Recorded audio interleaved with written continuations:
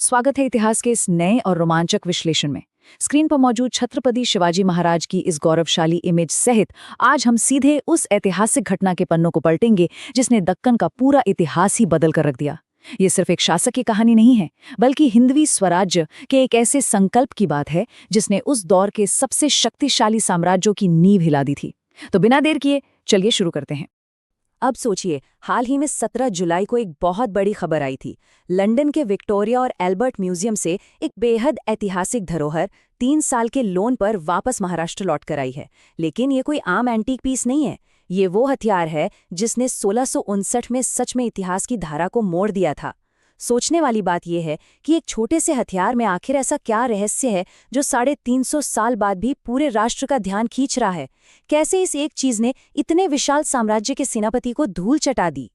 Okay, चलिए इसकी गहराई में उतरते हैं। वाघनाक नाम से ही साफ है, बाघ के पंजे। ये मध्यकालीन भारतीय इतिहास का एक बेहद अनोखा और सच में बहुत घातक खंजर है। इसे कुछ इस तरह डिजाइन किया जाता है कि ये पहनने वाले के मुट्ठी के अंदर पूरी तरह छिप जाए, मतलब सामने वाले को भनक भी नहीं लगेगी। इसमें स्टील की 2 रिंग्स होती हैं जो पहली और चौथी उंगली में पहनी जाती हैं, और बीच में 4 या 5 बहुत ही नुकीले घुमावदार ब्लेड होते हैं। इसका मेन पर्पस था अचानक किया गया गुप्त हमला या सेल्फ डिफेंस। ये इतना तेज होता है कि एक झटके में दुश्मन को पस्त कर सकता है। भाग 1, प्रतापगढ़ का युद्ध और 1659 की वो ऐतिहासिक पृष्ठभूमि। इस वाघनख की असली पावर को समझने के लिए हमें 1659 के उस माहौल में जाना होगा। मराठों और बीजापुर सल्तनत के बीच टेंशन बिल्कुल अपने चरम पर थी। आदिल शाह ने अपने सबसे क्रूर और भीमकाय सेनापति अफजल खान को भेजा था। आइए 10 नवंबर 1659 की उस सुबह को इमेजिन करते हैं।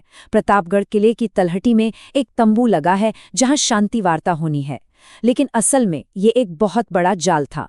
प्लान था मुलाकात के दौरान ही हत्या करने का। दांव बहुत ऊंचे थे। अगर उस दिन कुछ गलत हो जाता तो मराठा साम्राज्य का सपना शायद वहीं खत्म हो गया होता। अब यहाँ दोनों लीडर्स की तैयारियों का ये कंपैरिजन देखिए। अफजल खान दोस्ती का झूठा दिखावा करते हुए अपने कपड़ों के अंदर एक खंजर छिपा कर लाया था, लेकिन शिवाजी महाराज कोई कच्ची गोलियां नहीं खेले थे। वो उसकी फितरत को बहुत अच्छी तरह समझते थे। उन्होंने धोखे की पूरी उम्मीद करते हुए जबरदस्त बैकअप प्लान बनाया था। सूती कपड़ों के ठीक नीचे उन्होंने एक मजबूत लोहे का चेन मेल यानी कवच पहन रखा था, और सबसे कमाल की बात, बाएं हाथ में वही मशहूर वाघनख था और साथ में एक बिछवा खंजर भी छिपा रखा था। और ये स्लाइड बहुत ही शानदार तरीके से दर्शाती है कि कैसे आज के एकेडमिक जर्नल्स भी प्रतापगढ़ के इस एनकाउंटर को एक मास्टर क्लास स्ट्रैटेजी और क्रांतिकारी सैन्य प्रतिमान मानते हैं। जब अफजल खान ने गले मिलने के बहाने उन्हें जकड़ा और पीठ पर खंजर मारा, तो वो खंजर उस छिपे हुए लोहे के कवच से टकराकर रुक गया, और बस उसी पल बिजली की फुर्ती से शिवाजी महाराज ने अपने बाएं हाथ के वाघनख से अफजल खान पर अचूक वार कर दिया। ये कोई तुक्का नहीं था, ये एक परफेक्टली एग्जीक्यूटेड एम्बुश था।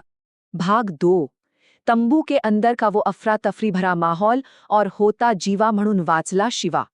उस घातक प्रहार के तुरंत बाद तंबू के अंदर का माहौल एकदम से बदल गया। घायल अफजल खान ने भागने की कोशिश की और वहां एक जीवन मरण का संघर्ष शुरू हो गया।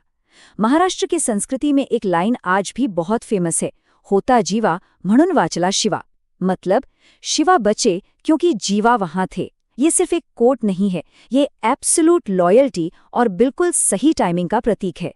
तो ये जीवा आखिर थे कौन? जीवा महाले शिवाजी महाराज के बेहद निपुण और भरोसेमंद अंगरक्षक थे। जब अफजल खान पर हमला हुआ तो खान के एक बहुत ही खतरनाक तलवारबाज बॉडीगार्ड सैयद बंडा ने अपनी भारी तलवार से शिवाजी महाराज पर वार कर दिया। इससे पहले कि वो तलवार सिर तक पहुंचती, दांडपट्टा चलाने में माहिर जीवा महाले ने बिजली की तेजी से बीच में आकर उस वार को रोक दिया। उन्होंने सैयद बंडा का हाथ काट गिराया। पुणे के पास अंबावडे में बना उनका स्मारक आज भी इस बहादुरी की गवाही देता है। भाग 3, प्रतापगढ़ से आगे बढ़ते हैं और समझते हैं गनीमी कावा यानी छापामार युद्ध की तकनीक को। अब इस स्लाइड पे जो पॉइंट्स हैं ना, वो सच में बहुत दिलचस्प हैं, क्योंकि प्रतापगढ़ की जीत सिर्फ किस्मत नहीं थी, ये गनीमी कावा नाम के एक पूरे सिस्टम का नतीजा था। इसमें तेज गति वाले घुड़सवार दस्ते होते थे जो हिट एंड रन यानी मारो और भागो की रणनीति अपनाते थे। कमांड डिसेंट्रलाइज थी ताकि छोटी टुकड़ियां खुद फैसले ले सकें। उनका बरकंदाज नाम का जासूसी नेटवर्क इतना सॉलिड था कि दुश्मन की हर चाल पहले से पता होती थी। और दुश्मन के दिमाग से खेलना यानी साइकोलॉजिकल वॉरफेयर, ये तो इनकी खासियत थी। एकेडमिक रिसर्च भी इस बात की पुष्टि करती है कि उन्होंने पश्चिमी घाट के ऊंचे नीचे पहाड़ों और घने जंगलों को ही अपना सबसे बड़ा हथियार बना लिया था। राजगढ़ और रायगढ़ जैसे 300 से ज्यादा किलों का नेटवर्क तैयार किया। अब मुगलों और आदिलशाही की भारी भरकम और धीमी सेनाएं इन संकरी घाटियों में पूरी तरह बेबस हो जाती थीं। किले सिर्फ छिपने के लिए नहीं थे, बल्कि ये एक अभेद्य डिफेंस सिस्टम का हिस्सा थे। गणिमी कावा के कुछ और ऐतिहासिक ऑपरेशंस देखें तो आंखें फटी रह जाती हैं। 1663 में कड़ी सुरक्षा के बीच लाल महल में घुसकर शाइस्ता खान पर रात का हमला। फिर 1664 में सूरत पर वो रणनीतिक प्रहार जिसने मुगलों की अर्थव्यवस्था हिला दी। और 1666 में तो कमाल ही हो गया, जब औरंगजेब की कैद से आगरा में फलों की टोकरियों में छिपकर वो ऐतिहासिक वापसी हुई।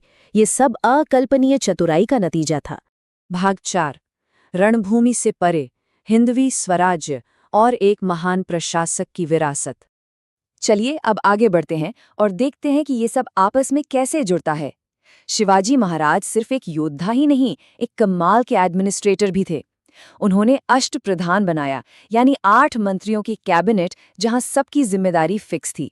इकोनॉमी को चलाने के लिए चौथ नाम का टैक्स सिस्टम लागू किया। और हाँ, सेना को पहली बार नकद वेतन मिलने लगा।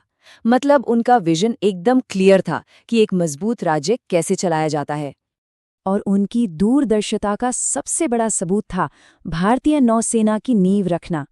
एक ऐसे दौर में जब बाकी शासक समुद्र की तरफ देखते तक नहीं थे, उन्होंने कोंकण तट की रक्षा के लिए गुराब और गैलीवर्ट जैसे स्वदेशी युद्धपोत तैयार करवाए। पुर्तगालियों और अंग्रेज़ों का मुकाबला करने के लिए बाकायदा शिपयार्ड्स बनवाए। इसी दूरदर्शी सोच की वजह से ही तो उन्हें भारतीय नौसेना का जनक कहा जाता है। तो अंत में जब आज वो ऐतिहासिक वाघनख अपनी धरती पर वापस आया है, तो ये सिर्फ धातु का एक टुकड़ा नहीं है। ये उस स्वदेशी ज्ञान, फुर्ती और रणनीतिक सोच का सिंबल है जिसने उस वक्त के सबसे बड़े साम्राज्यों को झुकने पर मजबूर कर दिया था। इसने साबित किया कि जंग सिर्फ सेना की गिनती से नहीं, बल्कि शार्प माइंड और सही टाइमिंग से जीती जाती है। ऐसे में एक बड़ा सवाल उठता है, अगर 17वीं सेंचुरी का ये वाघनख हमें आज भी इतना प्रेरित कर सकता है, तो आज के दौर की वो कौन सी रणनीतियां होंगी जो 300 साल बाद भी इतिहास में गूंजेंगी? इसी विचारोत्तेजक सवाल के साथ हम आज का ये विश्लेषण यहीं समाप्त करते हैं। हमारे साथ जुड़ने के लिए बहुत बहुत धन्यवाद।